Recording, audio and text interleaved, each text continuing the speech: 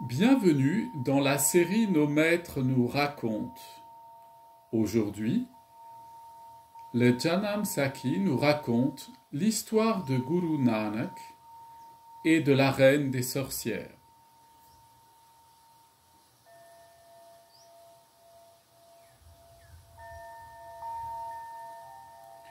Guru Nanak Dev Ji voyageait à travers toute l'Inde afin de propager la parole de Dieu. Il était accompagné de Bhai Bala et de Bhai Mardana, ses amis. Un jour, alors qu'il se déplaçait un peu plus loin de son voyage initial, il se rendit à la ville de Kamrup. On disait que la population qui y habitait était très réputée pour sa pratique de la magie noire.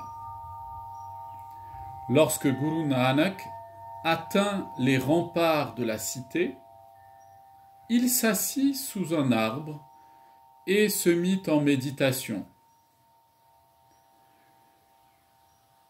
Tandis que Bhai Bala restait auprès de lui, Bhai Mardana se rendit à l'intérieur de la cité afin d'y trouver de la nourriture et de l'eau. En entrant, Bhai Mardana trouva le puits de la ville et il commença à y puiser de l'eau. Tandis qu'il remontait la cruche remplie d'eau, un groupe de jeunes femmes le regardaient de loin, en cachette, et se posait des questions à son sujet. Elle se demandait qui il pouvait bien être et d'où pouvait venir cet étranger. Elles s'approchèrent de lui et lui dirent : « Dis-nous, étranger, qui es-tu et d'où viens-tu ? »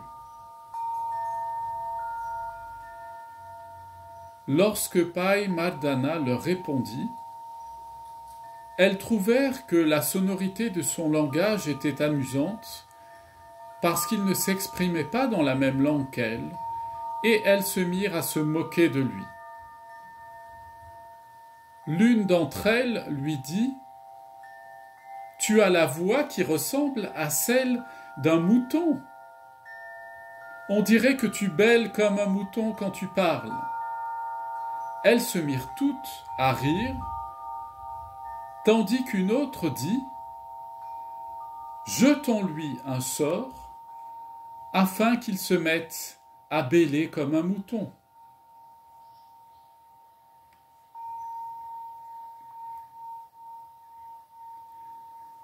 Elles entrèrent alors en transe, firent des gestes mystérieux et des invocations magiques.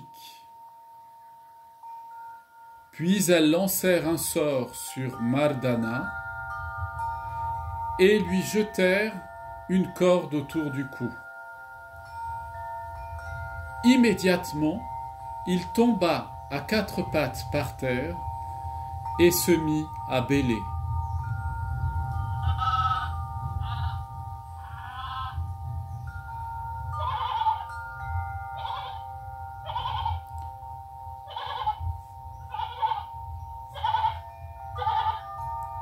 Pendant ce temps, Guru Nanak sentit que quelque chose n'allait pas au sujet de Bhai Mardana.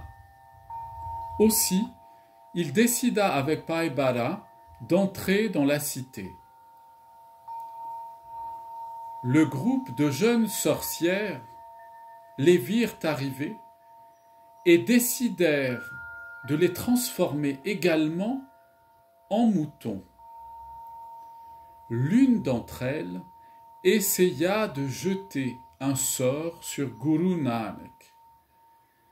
Et elle se mit à dire : « Aboie donc comme un chien, aboie donc comme un chien, Je te jette un sort pour que tu deviennes un chien. » Elles furent très surprises car rien ne se passa. À la place, le sort se retourna contre elles et, se jetant à quatre pattes au sol, elle se mit à aboyer ainsi que ses amis comme des chiens.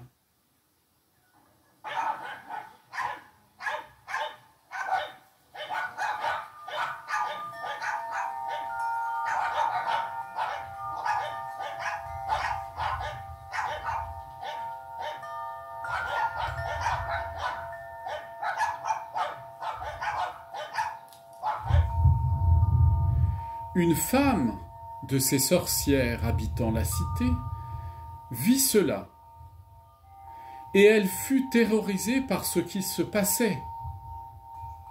Elle se rendit alors auprès de la reine de Kamrup, qui était elle-même la reine de toutes ces sorcières. Elle lui raconta ce qui venait de se passer.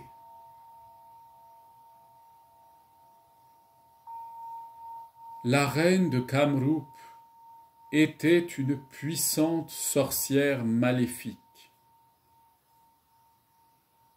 Elle quitta son château pour se rendre dans le cœur de la cité et constater de ses propres yeux ce qu'il venait de se passer sur ces pauvres filles.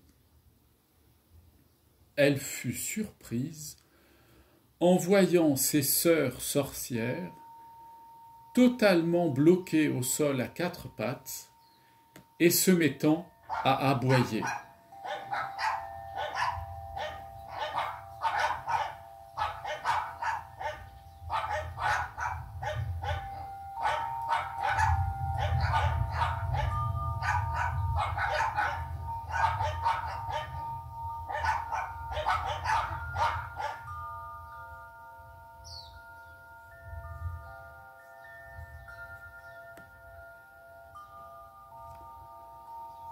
Guru Nanak n'avait pas prêté attention à tout cela. Il était auprès de Bhai Mardana et lui donnait de l'eau que lui-même avait puisée dans le puits de la cité de Kamrup. Folle de rage et de colère, la reine se fit désigner Guru Nanak et s'avança vers lui pour le menacer.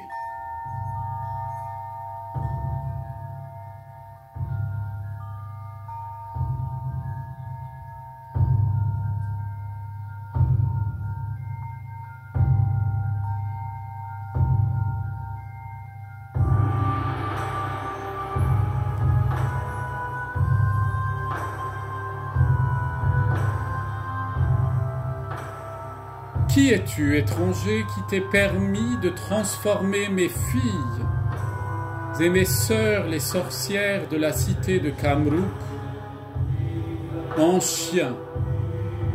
Mais quel est donc ton pouvoir, si grand que je ne parviens pas moi-même, ni à t'ensorceler, ni à les libérer du sort que tu leur as jeté?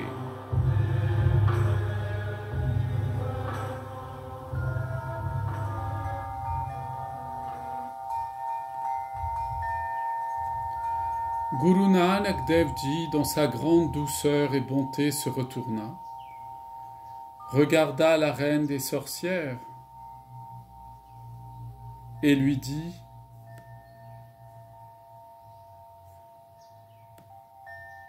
« Bien sûr que je peux libérer tes sœurs et tes filles sorcières.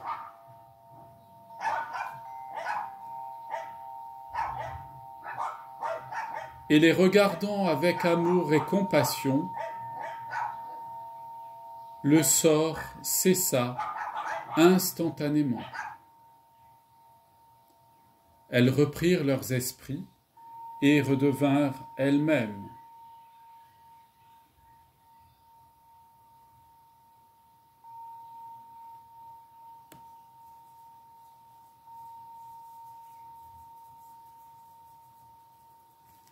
C'est alors que la reine des sorcières dit à Guru Nanak en tombant à ses pieds: « Je veux, moi, mes sœurs et mes filles, je veux et nous voulons te servir toute notre vie.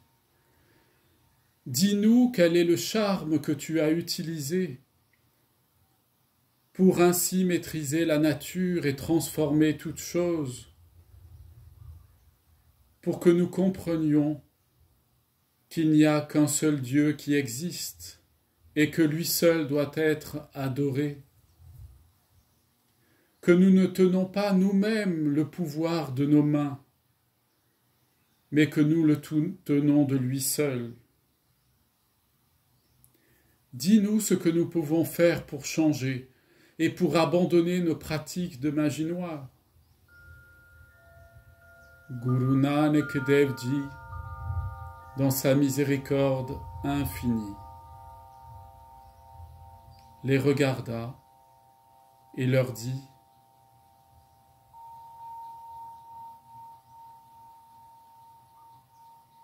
Si vous méditez tous les jours le nom du Seigneur suprême Vaheguru,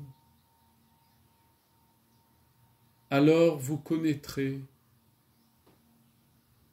le bonheur éternel et la suave félicité de demeurer toujours dans l'amour de sa présence.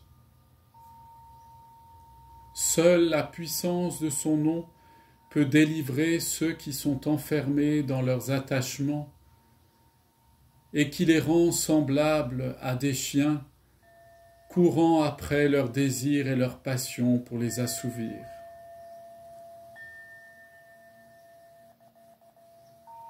Venez chanter avec moi le nom du Seigneur éternel, le Seigneur Vaheguru, lui qui délivre tous ceux qui prononcent son nom de tous les attachements à eux-mêmes et à toute leur dépendance.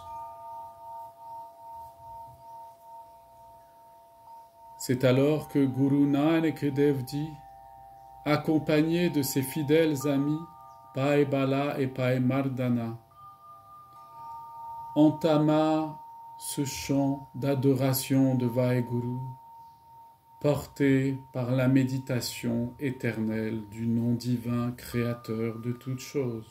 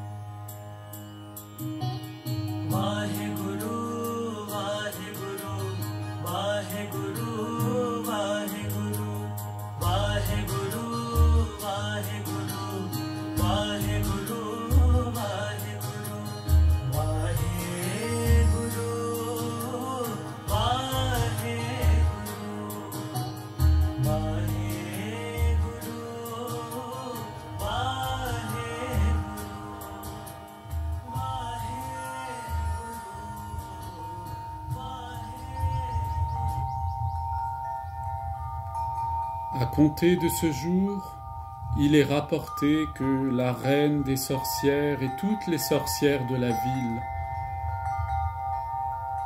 devinrent de fidèles disciples de Guru Nanak Dev Ji et propagèrent sa parole.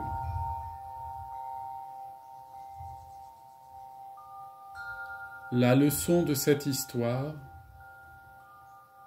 est que seul un cœur dévot au service du Maître véritable trouve la libération de son ego et de ses désirs.